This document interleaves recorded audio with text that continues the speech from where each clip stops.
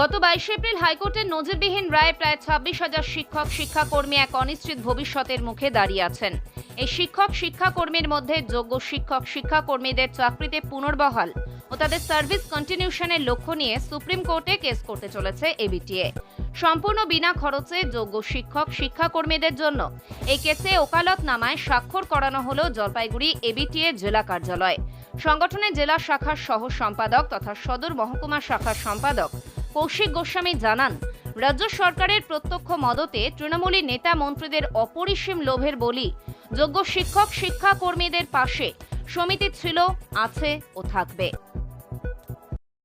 আমাদের সমিতি যোগ্য এবং যারা স্বচ্ছতা সততার সঙ্গে চাকরি করছিলেন, আমাদের দাবি হচ্ছে তাদেরকে পুনর্বহাল করতে হবে, তাদের সার্ভিস কন্টিনিউয়েশন দিতে হবে। এই জায়গায় দাঁড়িয়ে আমাদের সমিতি সম্পূর্ণ বিনে পয়সায় নিজের খরচে, সমিতির খরচে আমরা সুপ্রিম কোর্টে কেস লড়তে যাচ্ছি।